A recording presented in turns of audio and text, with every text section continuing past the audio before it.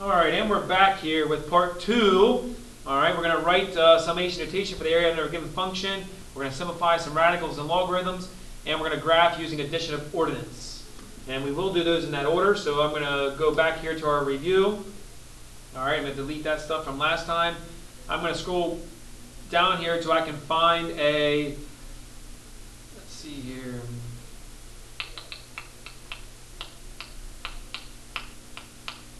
Summation problem. I know there's one on here somewhere. Okay, so given f of x equals 4 over x plus 1, approximate the area between 0 and 3 using 6 right endpoint rectangles.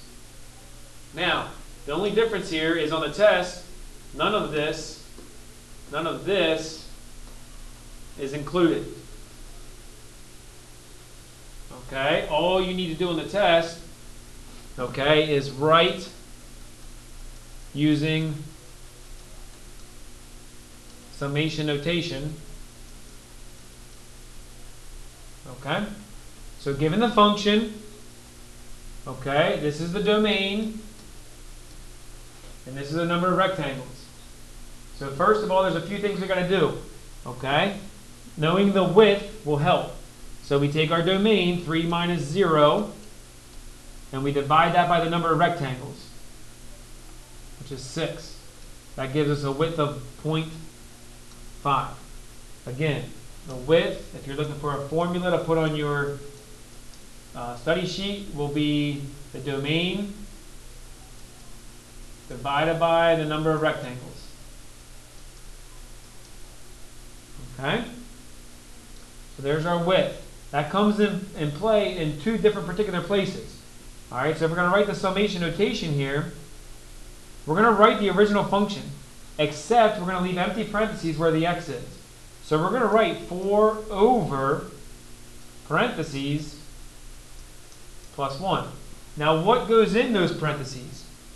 Okay, well what goes in those is a little mx plus b for how our x is changing. Because our x value isn't the same every time. Okay, so how is our x changing? Well, it's changing by 0.5 each time. So 0.5, we'll call it k. Where is it beginning? It begins right here at 0. Plus 0. All right, you always have to have your width out in front. So 0.5 out in front. I mean, you can put it back here too as well. That's where the dx and the integral notation comes from. Now, our index is always the same, people. Okay, if it's a left rectangle, it goes from 0 to n minus 1. Left, okay, goes from 0 to n minus 1. Right always goes from 1 to n. N is the number of rectangles. So this is a right area, so it goes from 1 to 6, because there's 6 rectangles. If it would have been left, it would be 0 to 5. From 0 to 5 if it was the left rectangle. And that's your answer. That's all you got to do on the test. All right, so let me give you, some sort of help here for this. Let's look here. A couple notes that you maybe should have on your study sheet to help when you're doing a problem like this. Okay? Let me just clear this, okay? You can rewind if you want to see it again. So first of all, summation notation, it's going to look like this, okay? It's going to be f of, okay? And we're going to say that f of is going to be the width times your variable, okay? Plus the initial value, we'll call b, okay? And then you're going to times that by your width, all right? And then, again, you could multiply by your width out here as well. You don't have to, but you could. And then the index for a left area is always going to go 0 to n minus 1. If it was a right area, it will go from 1 to n. And again, it's your function with wk plus b inside of it times w. Okay? Remember, w is width. W equals domain divided by number of rectangles. Okay. B is your domain begin. All right. Okay, that's about as generic as you can get. Let's clear that. We'll go back to the beginning here. Let's see. Write the summation notation. All right, check. Simplify radicals and logarithms. All right, this is the one that only a few people in block 1 actually asked about. And this is one that I'm sure that we're going to, maybe have a couple bumps in the road on. Because this is not what what we're used to, I should say. As soon as I find it. There we go. Simplify the following radical expressions. We're used to doing square roots. These are cube roots. So same idea though. I'm still going to take this and split it up. So I'm going to have the cube root of 16.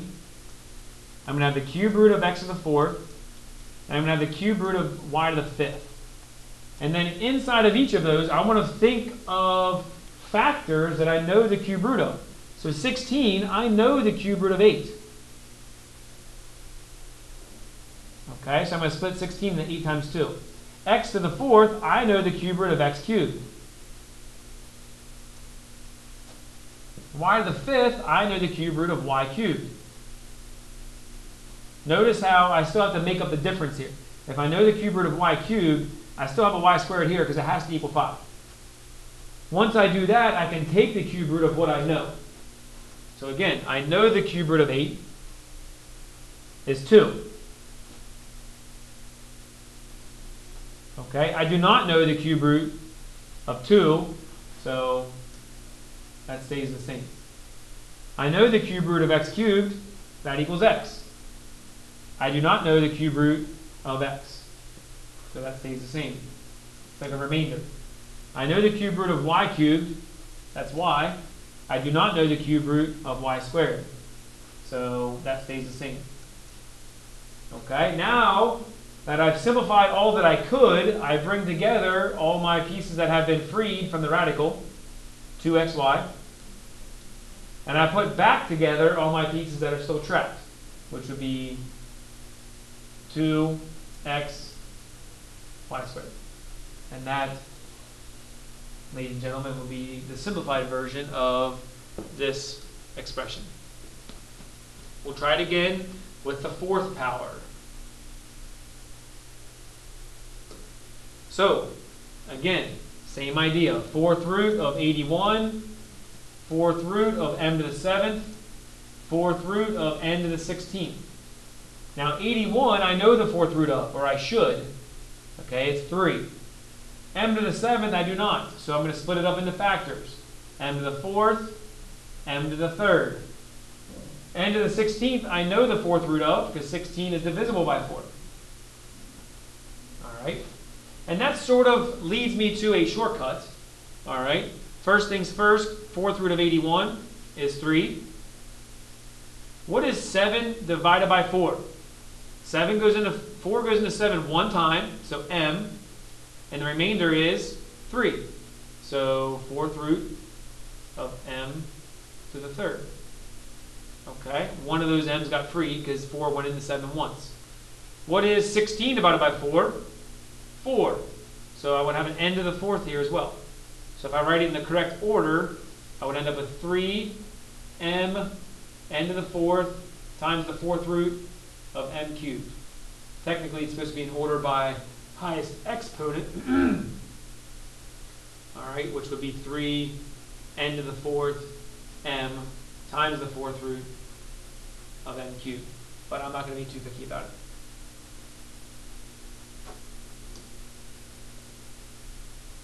Okay, let's do a logarithm problem here. I saw one a little earlier or later. I think it's later. Quick.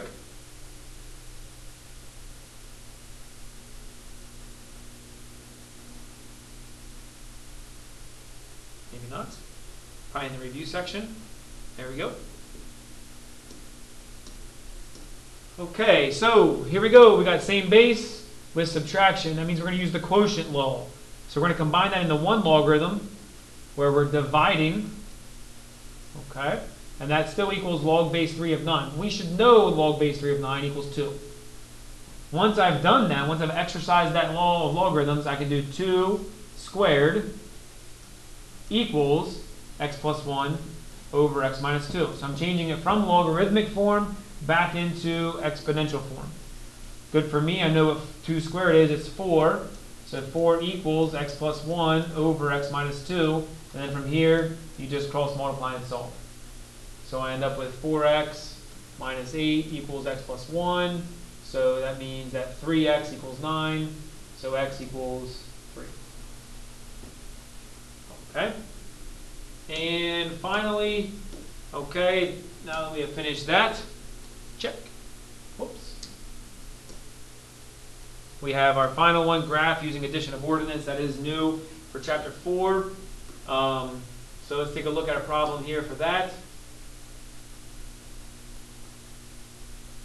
Okay, you have that one there, f of x, g of x, where they're given the graphs of f of x and g of x. So you got to add together corresponding values. All right, or I could do x plus cosine of x. I'm going to do the easier one here. All right, so what I want to do here is go through my x values and figure out what the y values are, add those y values together, and plot them on the new graph. Okay, so in other words, here at 0, I'll start at 0, I'll go right, then I'll go left. So at 0, my y value is negative 1, this y value is negative 3. Negative 3 plus negative 1 is negative 4. All right, at 1, my y value is 0. At 1, my y value is 0. 0 plus 0 is 0.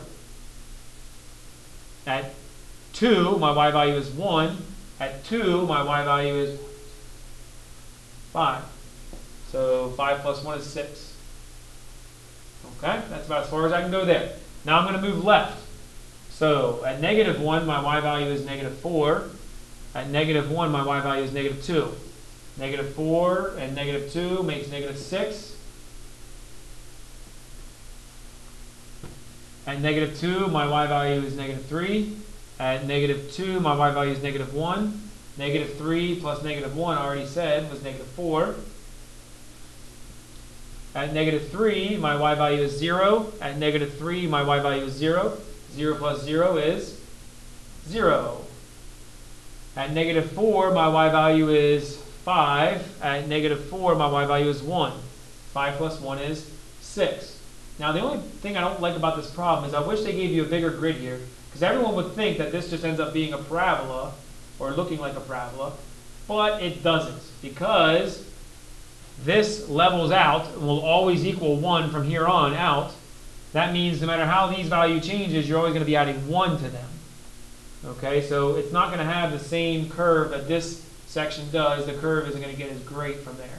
Okay, it'll kind of level off. Not quite as much as what I just drew it there, but you get the idea. But make sure you pick all those x values, add their y values together, and that should give you the resulting graph. And the test will certainly be tomorrow. Make sure you are prepared.